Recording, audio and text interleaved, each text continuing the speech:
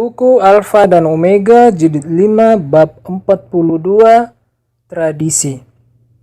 Ahli Taurat dan orang Farisi yang mengharapkan hendak melihat Yesus di pesta Paskah telah memasang perangkap hendak menjebak dia. Tetapi Yesus yang mengetahui niat mereka tidak mau menghadiri pertemuan itu. Kemudian datanglah beberapa orang Farisi dan ahli Taurat dari Yerusalem kepada Yesus. Karena ia tidak pergi kepada mereka, mereka pun datang kepadanya.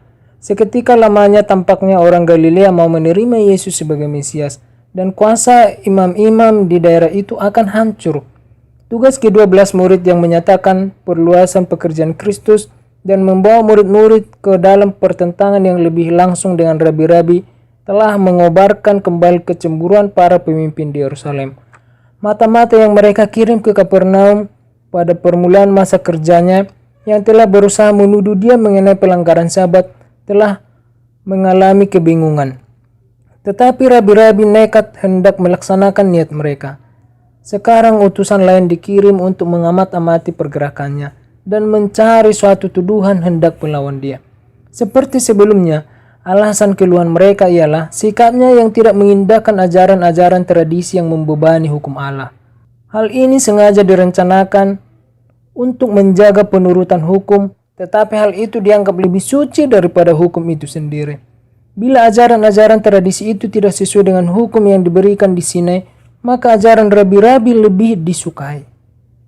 Di antara penurutan yang dipaksakan dengan keras ialah penyucian menurut upacara. Suatu kelalaian terhadap tata cara yang harus dituruti sebelum makan dianggap suatu dosa yang mengerikan, yang akan dihukum baik di dunia ini maupun di dunia yang akan datang, dan membinasakan si pelanggar dianggap sebagai suatu kebajikan. Peraturan mengenai penyucian tidak terkira banyaknya. Umur hidup seseorang hampir tidak cukup untuk mempelajari semuanya. Masa hidup orang-orang yang mencoba menurut tuntunan rabi-rabi sungguh merupakan suatu pergumulan yang panjang terhadap penajisan dalam upacara agama.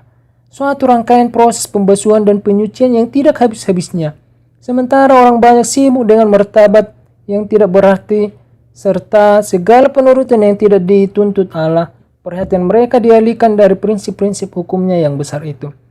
Kristus dan murid-muridnya tidak mentaati pembasuhan menurut tata cara ini dan mata-mata menjadikan kelalaian ini sebagai alasan bagi tuduhan mereka. Meskipun demikian mereka tidak menyerang Kristus secara langsung, melainkan datang kepadanya dengan kritik tentang murid-muridnya. Di hadapan orang banyak mereka berkata, "Mengapa murid-muridmu melanggar adat istiadat nenek moyang kita? Mereka tidak membasuh tangan sebelum makan." Manakala pekabaran mempengaruhi jiwa-jiwa dengan kuasa istimewa, setan menghasut agen-agennya untuk memulai suatu perdebatan mengenai persoalan yang sepele saja. Dengan demikian ia berusaha menarik perhatian dari masalah yang sebenarnya. Bila suatu pekerjaan yang baik dimulai, terdapatlah para pengecam yang bersedia memasuki perdebatan tentang tata cara atau persoalan teknis untuk menarik pikiran dari kenyataan yang hidup. Bila tampaknya Allah hampir bekerja bagi umatnya dalam cara yang istimewa, jangan hendaknya mereka dibujuk untuk memasuki pertentangan yang hanya akan mengadakan kebinasaan jiwa-jiwa. Persoalan yang akan menjadi perhatian kita yang utama ialah, apakah saya percaya dengan iman yang menyelamatkan pada anak Allah? Apakah kehidupan saya sesuai dengan hukum ilahi?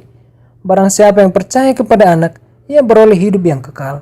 Tetapi barang siapa yang tidak taat kepada anak, ia tidak akan melihat hidup. Dan inilah tandanya bahwa kita mengenal Allah, yaitu jikalau kita menuruti perintah-perintahnya. Yohanes 3:36, 1 Yohanes 2 ayat 3. Yesus tidak berusaha mempertahankan dirinya atau murid-muridnya. Ia tidak menyinggung tuduhan terhadapnya, melainkan meneruskan untuk menunjukkan sifat para penuduhnya yang keji itu. Ia memberikan kepada mereka suatu contoh mengenai apa yang sedang mereka lakukan berulang-ulang dan sudah dilakukan sebelum mereka datang mencari dia. Sungguh pandai kamu mengesampingkan perintah Allah, supaya kamu dapat memelihara adat istiadatmu sendiri. Karena Musa telah berkata, hormatilah ayahmu dan ibumu, dan siapa yang mengutuki ayahnya atau ibunya harus mati. Tetapi kamu berkata, kalau seorang berkata kepada bapaknya atau ibunya, apa yang ada padaku yang dapat digunakan untuk memeliharamu, sudah digunakan untuk korban, yaitu persembahan kepada Allah. maka kamu tidak membiarkannya lagi berbuat sesuatu pun untuk bapaknya atau ibunya. Mereka mengesampingkan hukum kelima sebagai sesuatu yang tidak penting, tetapi sangat teliti melakukan tradisi-tradisi orang-orang tua. Mereka mengajarkan kepada orang banyak bahwa menyerahkan harta mereka ke bait suci merupakan suatu kewajiban yang lebih suci daripada menyokong orang tua mereka.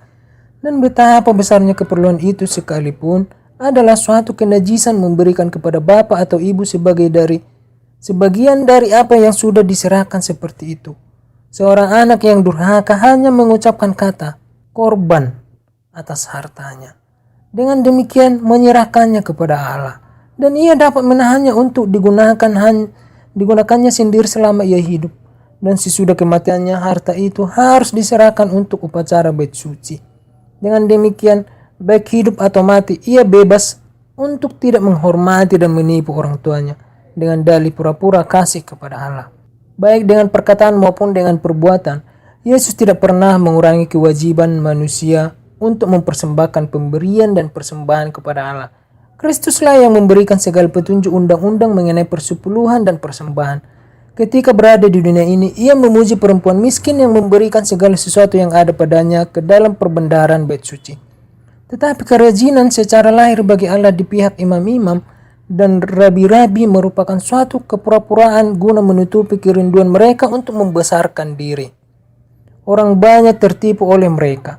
Mereka menanggung beban berat yang tidak ditanggungkan oleh Allah. Murid-murid Kristus sekalipun tidak bebas dari kuk yang telah mengikat mereka oleh prasangka yang diwariskan serta kekuasaan rabi-rabi. Sekarang oleh menyatakan roh rabi-rabi yang sebenarnya, Yesus berusaha membebaskan dari perhambaan tradisi semua orang yang sungguh-sungguh ingin menyembah Allah. Hai orang munafik, menyapa mata-mata yang licik itu. Benarlah nubuat Yesaya tentang kamu. Bangsa ini memuliakan aku dengan bibirnya, padahal hatinya jauh daripadaku. Percuma mereka beribadah kepadaku, sedangkan ajaran yang mereka ajarkan ialah perintah manusia. Perkataan Yesus merupakan tuduhan tentang segenap ajaran dan kebiasaan orang Farisi. Ia menyatakan bahwa oleh menempatkan tuntutan mereka di atas ajaran-ajaran ilahi, rabi-rabi menaruh diri mereka di atas Allah. Utusan-utusan dari Yerusalem dipenuhi dengan kemarahan. Mereka tidak dapat menuduh Kristus sebagai pelanggar hukum yang diberikan dari Sinai, karena ia berbicara untuk mempertahankannya terhadap tradisi-tradisi mereka. Ajaran-ajaran hukum yang besar itu yang telah dikemukakannya kelihatan dalam perbedaan yang sangat mencolok bila dibandingkan dengan peraturan-peraturan tidak berarti yang direncanakan manusia. Yesus menjelaskan kepada orang banyak, dan sesudah itu lebih terperinci kepada murid-murid, bahwa penajisan datang bukannya dari luar, melainkan dari dalam. Kesucian dan kenajisan ada sangkut pautnya dengan jiwa, adalah perbuatan yang jahat, perkataan yang jahat, pikiran yang jahat, pelanggaran hukum Allah, dan bukannya kelalaian terhadap tata cara lahiriah rekaan manusia saja yang menajiskan manusia. Murid-murid memperhatikan kemarahan mata-mata itu ketika ajaran mereka yang palsu itu dipaparkan. Mereka melihat air muka yang marah, serta mendengar perkataan ketidakpuasan dan dendam yang diucapkan dengan komat kamit, sambil melupakan beberapa sering Kristus telah memberikan bukti bahwa ia membaca hati bagaikan buku terbuka. Mereka menceritakan kepadanya tentang akibat perkataannya, dengan mengharapkan bahwa ia dapat memperdamaikan hamba-hamba yang marah itu. Mereka berkata kepada Yesus, "Engkau tahu bahwa perkataanmu itu telah menjadi batu sandungan bagi orang Farisi?" Ia menjawab, "Setiap tanaman yang tidak ditanam oleh Bapakku yang di surga akan dicabut." Adat istiadat dan tradisi yang sangat dihargai oleh rabi-rabi berasal dari dunia, bukannya dari surga. Meskipun besar kekuasaan mereka terhadap orang banyak, namun mereka tidak dapat menahan ujian Allah. Setiap rekaan manusia yang sudah menggantikan hukum Allah akan kedapatan tidak berharga pada hari bila Allah akan membawa setiap perbuatan ke pengadilan yang berlaku atas segala sesuatu yang tersembunyi, entah itu baik, entah itu jahat. Pengkhotbah 12 ayat 14. Penggantian hukum Allah dengan ajaran manusia belum berhenti. Di kalangan orang Kristen sekalipun terdapat kebiasaan dan adat istiadat yang beralaskan tidak lebih baik daripada tradisi-tradisi nenek moyang. Kebiasaan dan adat istiadat seperti itu yang bertumpu hanya di atas kekuasaan manusia telah menggantikan hukum yang ditetapkan Allah. Manusia berpaut pada tradisi-tradisi mereka dan menghormati adat istiadat mereka, serta menyimpan kebencian dalam hati terhadap orang-orang yang berusaha menunjukkan kesalahan mereka. Dewasa ini, bila kita disuruh menarik perhatian kepada hukum-hukum Allah serta iman kepada Yesus, kita melihat permusuhan yang sama sebagaimana yang dinyatakan pada zaman Kristus.